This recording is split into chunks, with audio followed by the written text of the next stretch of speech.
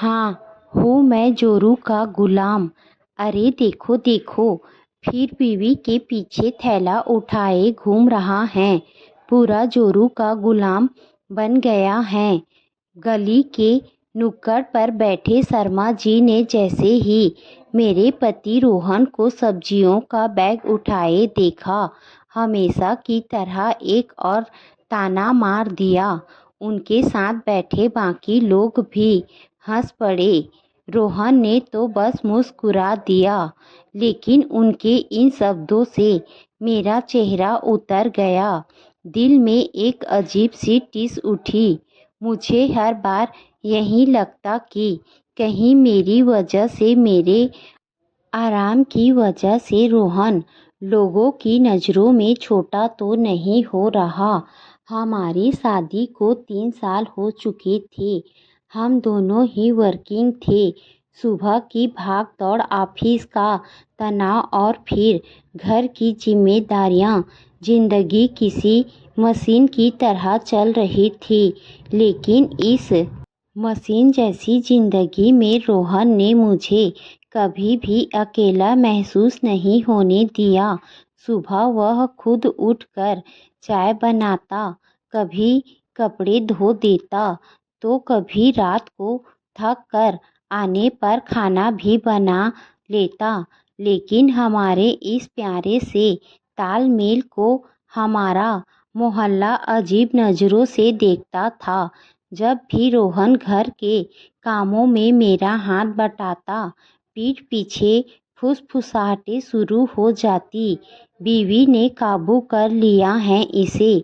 मर्दों को रसोई में घुसना शोभा नहीं देता। आजकल के लड़कों में मर्दानगी और शर्म बची ही नहीं है। ऐसी बातें अब हमारे लिए आम हो चुकी थी। वो सीधे मेरे आत्मसम्मान पर चोट करती थी। फिर एक दिन मेरी जिंदगी ने एक नया मोड़ लिया। ऑफिस में काम के दौरान मैं अचानक बेहोश हो गई। अस्पताल में जांच हुई तो पता चला कि मैं मां बनने वाली हूं। हमारे घर में खुशियां तो आई, लेकिन साथ में एक बड़ी चिंता भी। डॉक्टर ने साफ कह दिया था, प्रेगनेंसी थोड़ी कॉम्प्लिकेटेड है। इन्हें पूरी तरह आराम की ज़रूरत होगी। भारी काम बिल्कुल नहीं करना है।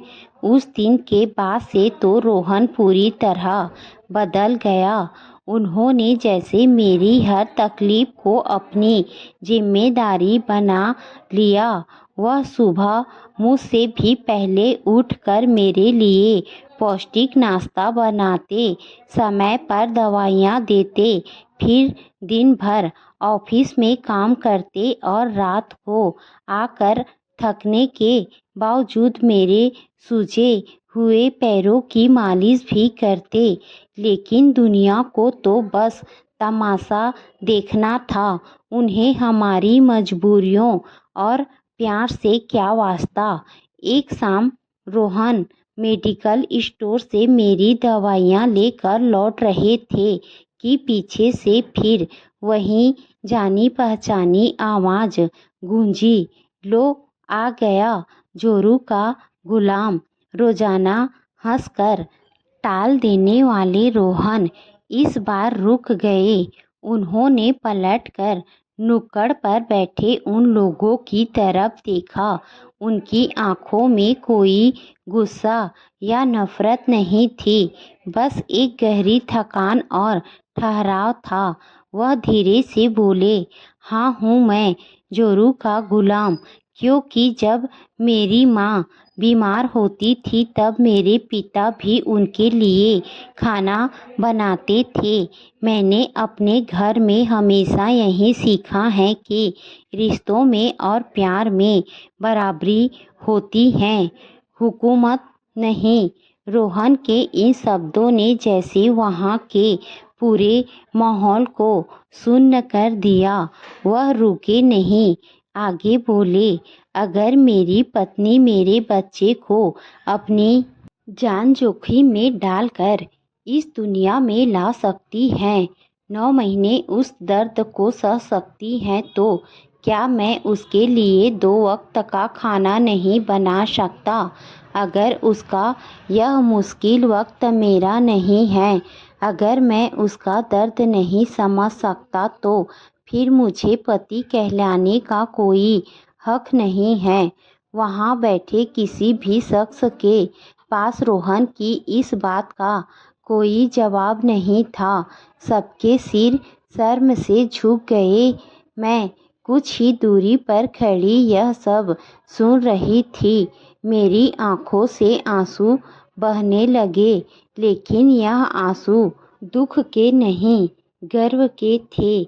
मुझे जिंदगी में पहली बार यह गहराई से महसूस हुआ कि दुनिया चाहे कुछ भी कहे, मेरा पति कमज़ोर नहीं बल्कि इस दुनिया का सबसे मजबूत और सच्चा इंसान है। कुछ महीनों बाद मैंने एक प्यारी सी बेटी को जन्म दिया। हमारी ज़िंदगी बदल चुकी थी और साथ ही बदल चुका था लोगों का नज़रिया। अब उसी मोहल्ले में लोग रोहन की मिसालें देने लगे थे। वहीं शर्मा जी, जो कभी ताने मारते थे, आज अपनी बहू से कहते सुने जाते हैं, अगर पति हो तो रोहन जैसा हो। और रोहन, वह आज भी बिल्कुल वैसे ही हैं। आज भी वह मुस्कुराकर हमारी बेटी की चोटी बनाते हैं। मेरे लिए अपने हाथों से चाय तैयार करते हैं और दुनिया के पालतू तानों पर ध्यान नहीं देते, क्योंकि उन्होंने मुझे एक बहुत बड़ी बात सिखाई है। जो लोग रिश्तों में बराबरी और सम्मान का मतलब नहीं समझते, उन्हें सच्चा प्यार हमेशा गुलामी ही लगता है।